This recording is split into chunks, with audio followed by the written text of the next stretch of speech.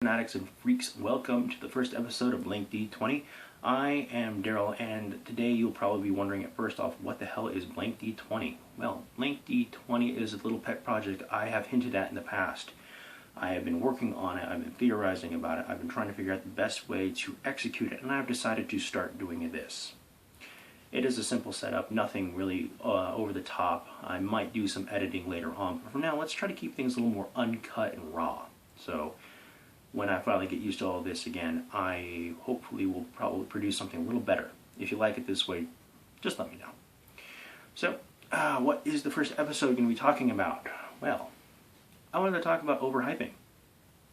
I wanted to talk about how we as gamers like to rise things up to the point that in our minds things are going to be spectacular, but the moment that it hits the material plane, it is more of a whimper than a bang. One such example, and I'm not trying to hate on this, everybody, I am truly not. I know some of you out there like this game and you sing its high praises, but it is 4th Ed D&D. Now, back in the early 2000s, when this game was announced, I was a fairly new gamer. I just started, and probably about a year and a half or so when it first got announced, that my friend Scott got me into it, and when it first was, again, announced, I was excited. I looked at it and said, oh wow, this is going to be great. I liked 3.5. It was a little kind of hard for me to get into it, but I got into it, and let's see what this one goes. So I looked at it, I thought about it, I watched it, I kept up on it, I built it up in my mind, and the moment it came out, when I got my pre-orders, I opened my books up with everybody else, we made characters very fast, we grabbed our dice, we played the game, and then at first we were excited and having fun. But as time continued on, we're throwing the dice, okay, we want to do this, throw the dice, alright, I'm going to talk to this person, throw the dice, and it kept on repeating. And then after a while, our excitement kind of turned to boredom. I looked at everyone around me and I was like, I don't really know if I like this game. And it was difficult for me to accept the fact that it wasn't a good game. I tried to like it, I really did, but it's just not a game for me. I know there's a lot of people out there who really do like the game, and it's just not my thing. So after facing the failure of that game, in my opinion, I heard about 5th Ed coming out. D&D Next, whatever you may call it. It doesn't matter. It's 5th Ed in my mind. I was very, very skeptical. I didn't want to overhype something in my mind to be disappointed again and look forward at it. And so I kept things with a grain of salt. I didn't condemn it, nor did I embrace it. I watched carefully, I thought carefully, I kept up with things very meticulously. I listened to other YouTubers, I read vlogs and blogs, and it was... I can say that I'm a bit jumping on late, but I've picked up my copy, opened it up, and I thought, wow, this is far better than I expected. This is something that I like. This is something I enjoy. And this is something that I can get into. Now, you probably all like it. All of you like the fact that I'm saying this, but all of you are wondering, what do I like about it? Well, there's a multitude of things that I do like about it, but the first thing I wanted to say is that the game is very streamlined. It's very simple to just get into.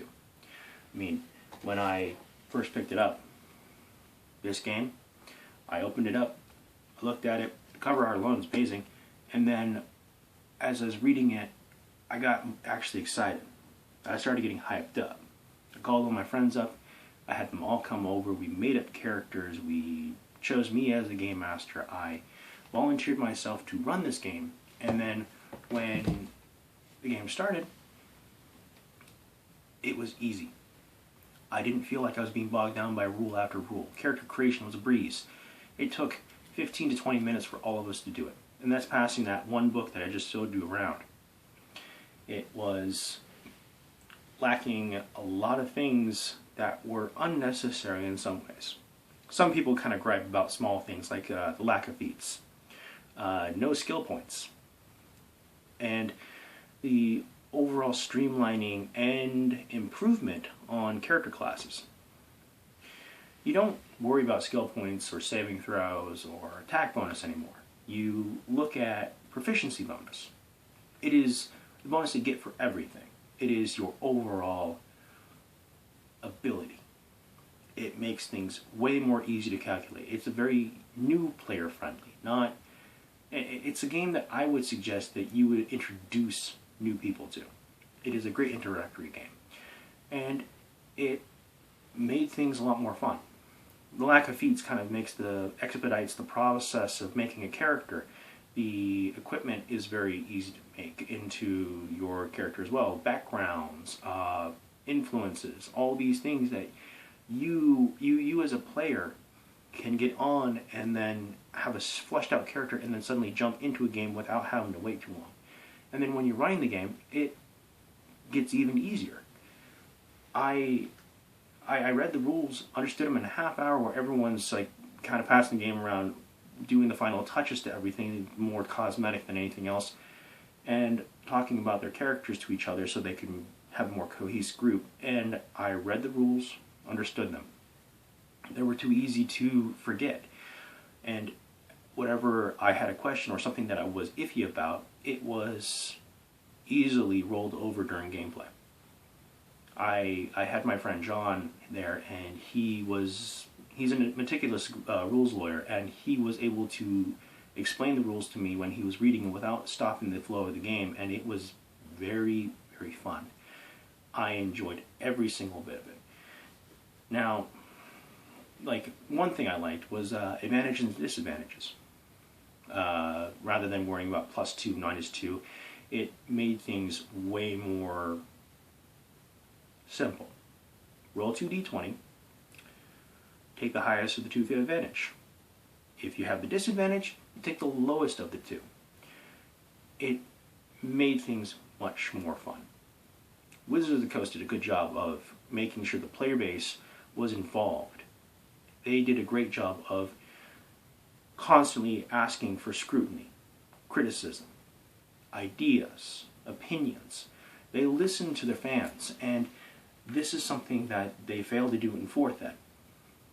In 4th Ed, our minds piece things together the way that we wanted them to be, not what they wanted. Their vision and our vision as gamers did not coincide. It ruined our experience, or some people liked it if they'd never had the hype. But when 5th Ed came out, everyone was talking about it, everyone was reviewing it, everyone was going over it, giving feedback, constant feedback. It improved the game. It pretty much temperfold, and pretty soon you have a very strong, solid game that people could get behind, that Wizards of the Coast was able to see that was going to be good or bad. It is a story-driven game with a amount of crunch and light crunch to it, I remind you, that keeps the game light and easy. We're given a product that we all can enjoy. It's something that when we're part of it, we don't have to worry about hyping things up to the point that we are disappointed in it.